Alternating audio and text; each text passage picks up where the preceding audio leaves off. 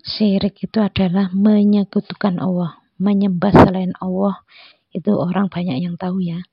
Syirik itu sebenarnya menyembah selain Allah, mengagungkan selain Allah, meminta kepada selain Allah. Jadi kalau orang Islam yang dia dulu itu susah ya, kemudian bekerja keras, karena kerja kerasnya dia terus akhirnya berhasil. Nah, dia itu sebenarnya menuhankan dirinya. Dia merasa dirinya itu berhasil karena kerja kerasnya dia ya. Itu sama dengan melakukan kesyirikan. Jadi kalau orang itu menganggap ada kekuatan selain Allah, dia melakukan kesyirikan. Bahwa kekuatan itu milik Allah, meminta itu hanya kepada Allah. Jadi kalau ada orang meminta kepada seseorang terus menganggap orang itu yang memberi, nah itu yang nggak boleh. Ditolong orang boleh, tapi punya keyakinan orang itu menolong, nah itu yang nggak boleh. Jadi kalau selama ini sering melakukan seperti itu, secepatnya tobat, mohon ampun ya. Karena dosa syirik ini nggak bisa diampuni kalau sudah meninggal. Jadi kalau ditolong orang, punya keyakinan Allah yang nolong. Alhamdulillahirrabbilalamin. Lanjut Pak, terima kasih ya Pak. Nah itu boleh. Mengucapkan terima kasih karena ditolong, boleh. Punya keyakinan Allah yang nolong. Jangan sampai punya keyakinan orang itu menolong. Karena kalau orang itu menganggap orang itu yang nolong, nah itu berarti ada selain Allah yang bisa nolong dia. Padahal yang bisa nolong dia itu hanya Allah. Meminta kepada selain Allah, menganggap pertolongan itu ada pertolongan lain selain Allah, itu namanya syirik. Menyembah kepada selain Allah itu syirik. Mengagungkan kepada selain Allah itu syirik. Dosa syirik ini nggak bisa diampuni.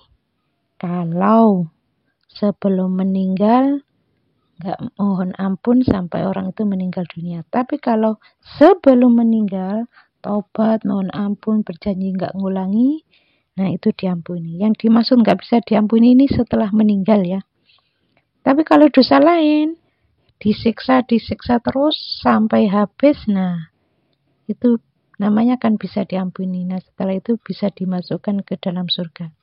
Dosa, misalnya dosa meninggalkan sholat, ya mengakui kalau Allah itu Tuhannya.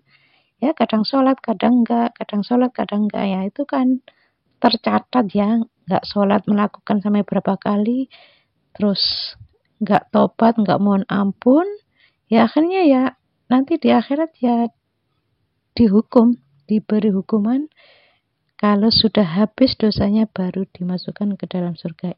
Tapi kalau dosa syirik tidak bisa diampuni. Jadi kalau ada orang, aku berhasil ini karena usahaku, enggak, dia berarti menuhankan dirinya. Hati-hati. Jangan sampai mengucapkan seperti itu.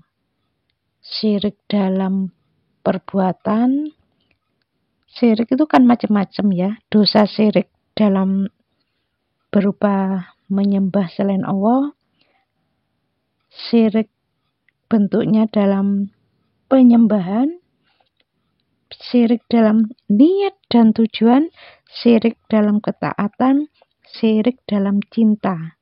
Jadi syirik dalam cinta ini mencintai sesuatu melebihi kecintaannya kepada Allah. Jadi cinta kepada suami, kepada istri, kepada anak, kepada harta benda, pokoknya cinta terhadap apapun di dunia ini jangan sampai berlebihan. Cinta yang paling besar hanya kepada Allah. Jadi kalau orang itu melebihi cintanya, jadi cinta kepada Allah itu masih besar cintanya ke anak, nah itu yang nggak boleh. Itu namanya melakukan kesyirikan, syirik dalam cinta, syirik dalam ketaatan. Contohnya ya menganggap perintah pemimpin itu ya, kan ada orang itu yang kerja di perusahaan tertentu ya, terus pemimpinnya itu ya melarang sholat, ya terus dia patuh pada orang itu, patuh pada orang lain dianggap sebagai Tuhan, yaitu termasuk melakukan kesyirikan.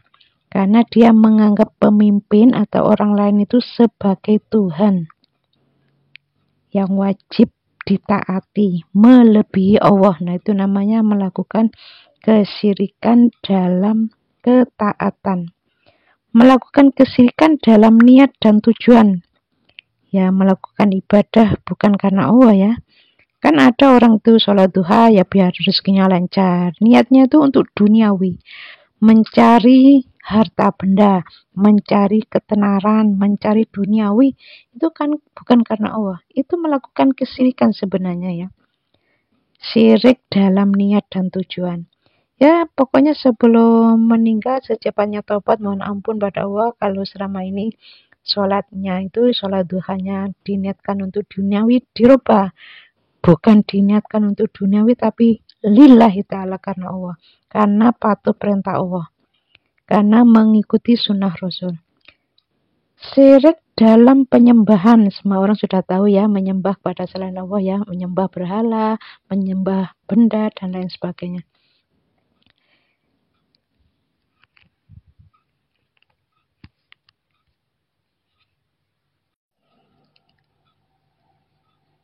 Makanya harus belajar ya. Syirik-syirik yang tidak tampak itu harus kita benahi. Dititipi kepandaian oleh Allah Ta'ala. Jangan merasa pandai. Jadi yang selama ini merasa pandai, melakukan sesuatu bisa berhasil karena pakai metode ini itu keberhasilanku karena aku begini begitu ya diganti. Keberhasilanku ini dari Allah. Anakku ini pandai, ini dari Allah, ini titipan Allah. Jangan merasa kalau dititipi ilmu terus sombong ya. Karena kepandaian yang entah itu ilmu agama atau ilmu ekonomi itu hanya titipan. Ilmu itu titipan. Makanya harus belajar syirik-syirik yang tidak tampak itu harus kita benahi. Memang syirik yang nggak tampak ini kan kadang-kadang orang itu ya mungkin nggak tahu atau lupa ya. Kalau syirik yang tampak menyembah berhala, nah jelas itu kan tampak kelihatan. Syirik-syirik yang tidak tampak itu apa? Ya seperti itu tadi. Sholat duha diniatkan untuk duniawi, berarti syirik dalam niat dan tujuan. Ya cara tobatnya mohon ampunnya diberadai satu-satu ya. Setelah itu berjanji dan dibuktikan nggak ngulangi. Kalau mengenai dosa-dosa yang berhubungan dengan penyakit juga begitu ya, diberadali satu-satu. Ya Allah, jika mulai balik sampai sekarang aku sering sudon, ampuni dosaku ya Allah, astagfirullah, astagfirullah, astagfirullah. Ya Allah, jika mulai balik sampai sekarang aku sering gosip, ampuni dosaku ya Allah, astagfirullah, astagfirullah, astagfirullah. Terus begitu. Jika mulai balik sampai sekarang aku sering marah-marah, gampang tersinggung, ampuni dosaku ya Allah, astagfirullah, astagfirullah, astagfirullah. Ini termasuk yang berhubungan dengan penyakit ya. Jadi sebenarnya tujuannya itu ya bukan supaya nggak sakit. Masalah sakit atau enggak itu urusan Allah, bukan urusan kita. Yang penting itu dosa diampuni, itu yang paling penting. Mengenai sakit atau enggak itu urusan Allah, bukan urusan kita. Jangan diniatkan, ya Allah ampuni mulai balik sampai sekarang. Jika kata-kataku kasar terhadap orang, menyakitkan, ampuni. Astagfirullah, astagfirullah, astagfirullah. Terus niatnya supaya enggak sariawan ya. Jangan gitu ya. Jangan diniatkan supaya enggak sariawan, supaya enggak sakit. Tapi diniatkan lillahi ta'ala. Allah yang perintah, kita disuruh mohon ampun. Ada ayatnya di dalam Al-Quran. Jadi kalau baca Al-Quran tolong lihat ya. Kita ini disuruh secepatnya mohon ampun. Jadi kalau berbuat kesalahan disuruh secepatnya mohon ampun. Di situ keterangannya mengapa secepatnya mohon ampun. Karena kita ini kan nggak tahu matinya kapan. Dianggapnya matinya tua, ditunda-tunda, atau pada akhirnya ternyata mati muda, kan nggak tahu. Jadi secepatnya mohon ampun, ini perintah Allah. Jadi setelah berbuat kesalahan, habis gosip ya, gosipin orang, langsung astagfirullahaladzim, astagfirullahaladzim, astagfirullahaladzim. Jangan sampai menunggu, ditunda-tunda, jangan sampai ditunda-tunda. Secepatnya taubat mohon ampun. Jadi cara mohon ampunnya seperti itu ya. Jadi yang penting itu dosa diampuni. Masalah sakit atau enggak, disembuhkan atau enggak, itu bukan urusan kita, tapi itu urusan Allah. Ya, mudah-mudahan video ini ada manfaatnya ya. Assalamualaikum warahmatullahi wabarakatuh.